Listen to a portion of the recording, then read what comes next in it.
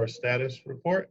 So Okay. we'll show that in just a second. And if you can walk us through how we have been able to support you and let us know if there's some additional areas that we need to address. The team And I members did on, just go ahead. update that actually today after having an ESS meeting with Mary. I don't know if you Okay. can refresh that. We're going to give it a shot. Okay. So folks on the call will have an opportunity to ask you some questions if there is a need for clarification. Okay. All right, so go right ahead.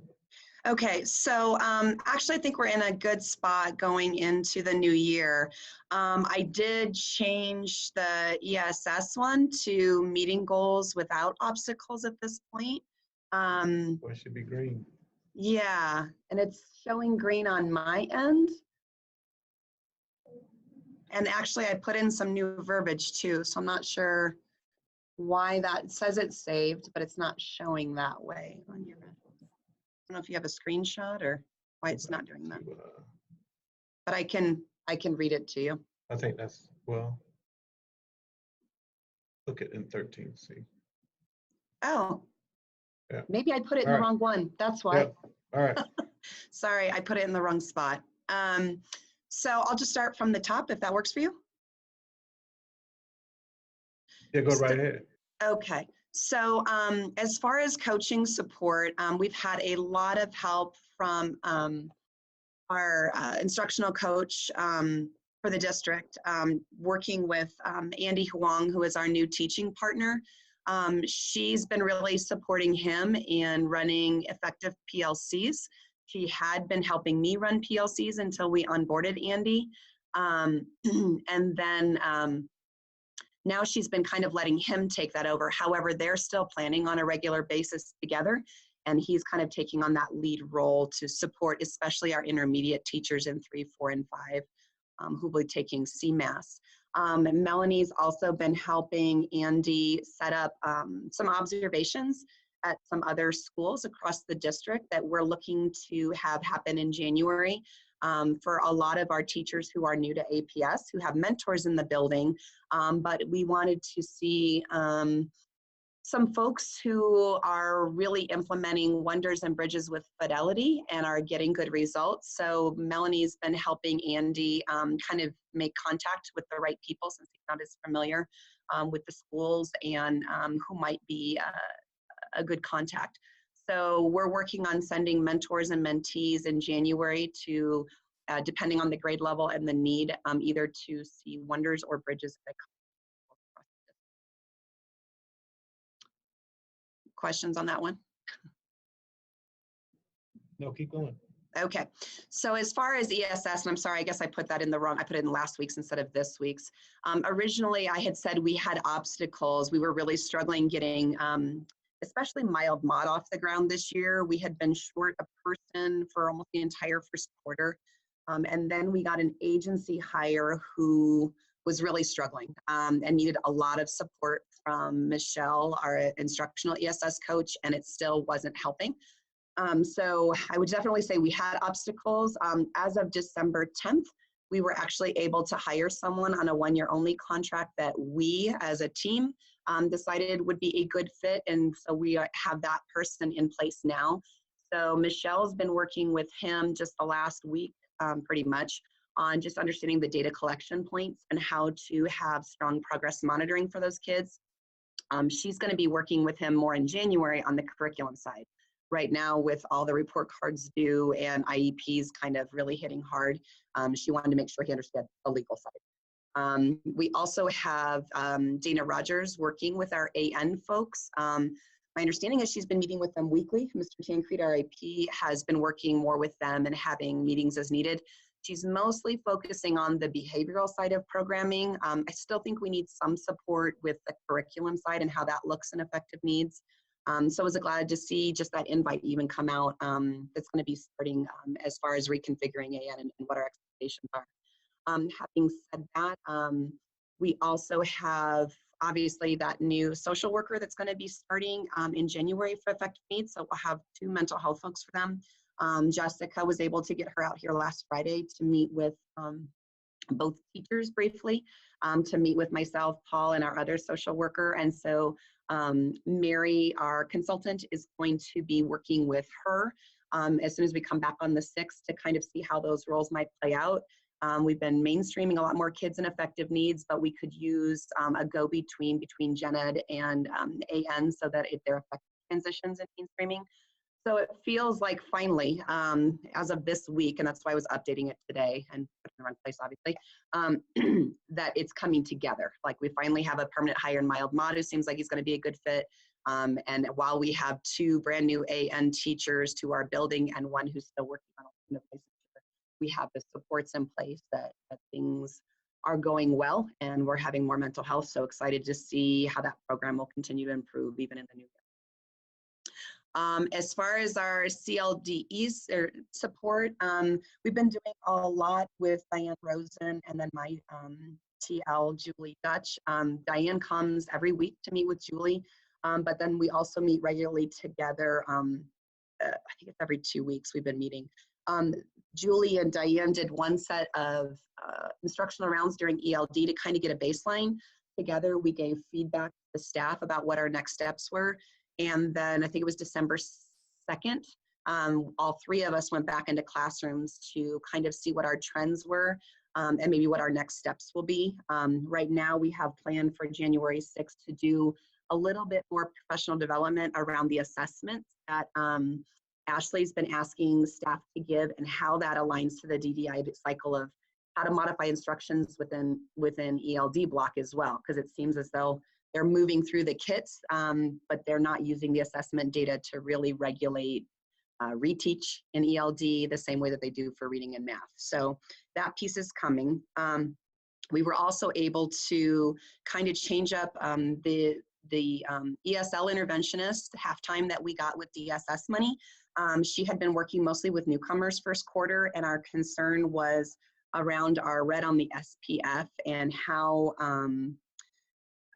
some students were really being stuck in certain categories. So that team, Julie, Diane, and our ESL interventionist really looked at some data and found a bunch of students who are LEP 3s and have been there for their 3rd year, so they have to move this year. So we've reconfigured the ESL interventionist schedule. She's only working with a small group of newcomers, but now we have identified 24 LEP 3s and intentionally grouped them to work with our ESL interventionists working on academic growth in the content areas and doing some writing with some language experience approach, but hoping that we will get those kids then to see the progress we need to see to move them in their language growth.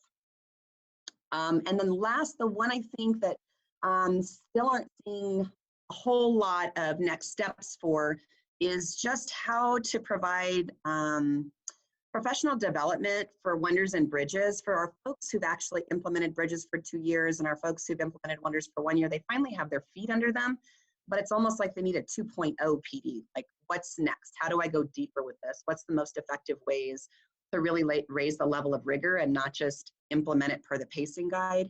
And for our new people, those who are on induction are getting some PD around those, but I've also got some new folks who have professional licenses, but they were from out of state, and they are kind of looking for what's next.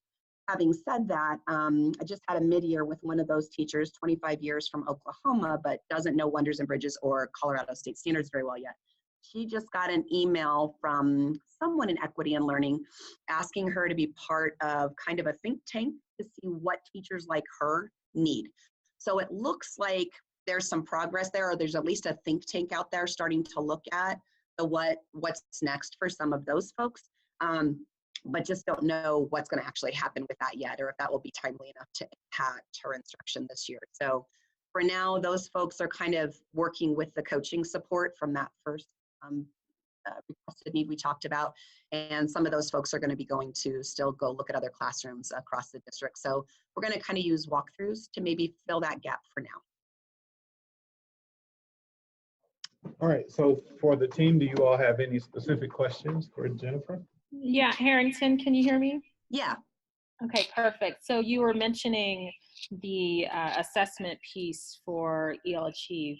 And we sent the survey data out, so thank you all for completing that, because one of the pieces that came back was around assessment support. So I just wanted to let you know that there's a professional learning that we're going to be pushing out to the system that's happening on January 27th from 4 to 6, because we recognize that that's an area of need, not just for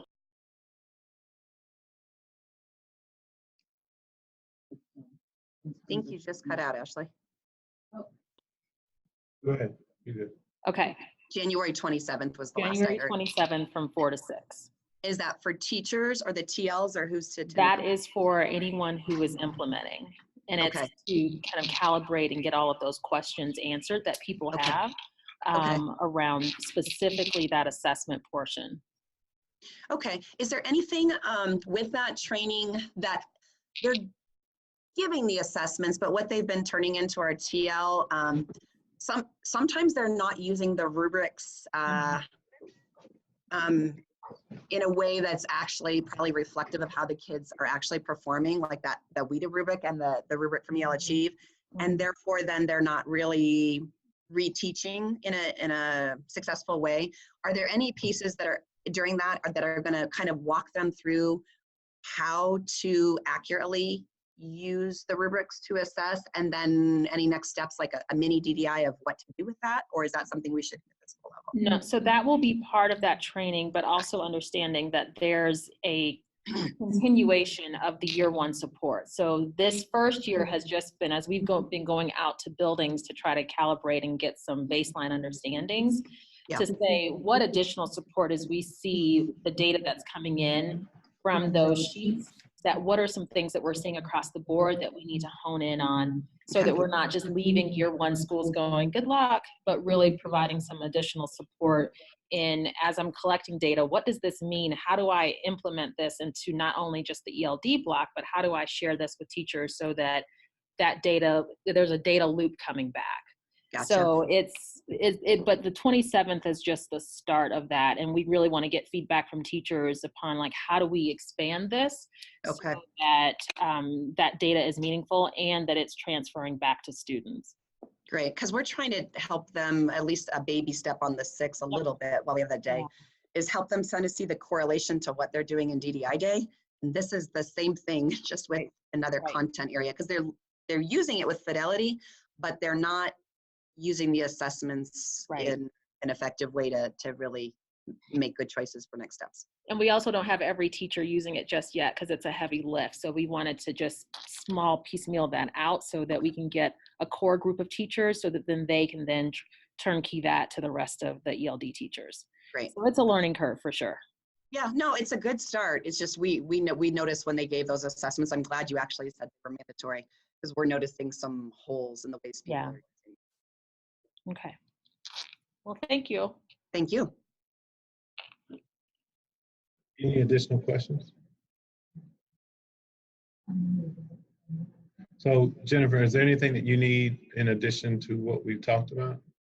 No, I don't think so. I mean, I feel like we're getting a ton of support. I don't know if there is a place that has, with all the different teaching partners, or not teaching partners, but the coaches like Melanie across the district, if there's like a bank of who are the right, I don't know, who's showing that they're really effective with implementing the resources with Fidelity for Bridges and Wonders, because my mentors in the building know people who might be at certain schools that they just happen to know, and they keep trying to take their mentors or mentees there, and I'm not sure if it's necessarily the right people to see. So I want to make sure that if we're pulling people out of the building, they're getting a good view of instructional practices and not then starting to mimic something that's not what we're really looking for. And that's why I'm pulling them out of my own building, because we have some gaps ourselves and we know that. So I want them to see something good. I don't just want to see somebody's colleague from across town. You know what I mean? This is Sue Lynn. Can you hear me? I can. Jen, I wonder if you can talk to Melanie specifically about that. Okay. If there are schools within our community that might be strong examples of practice. And she's been trying to help us with that. I just didn't know if there was like a district bank with amongst those folks. Right. I mean, I think it would be great to have a list of demonstration classrooms in each community for each curriculum, if you will. Yeah. And that's, hey, this is Baez. That's where I was going to say you probably would want to bridge in Shelley into the conversation, Shelley or Julie, to get a sense of where there might be some spaces that would be good for the purpose of implementation specifically. Will do. Thank you. So I'll also reach out to them as well. But I think when talking about implementation specifically, they'd probably be the best source for that.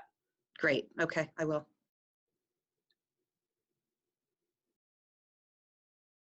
Any other questions? And I'll clean up that. Sorry that I put this week's on last week's for some reason. I'll fix that though. All right, so what I need from you is continue to update your report. So when we are pulling back together to have this type of conversation, then we can all be on the same page. And of course, you have access to your supports across the district. So thank you for that. I appreciate it, and have a good holiday. Thank you. You guys as well. Thank you very much for your time.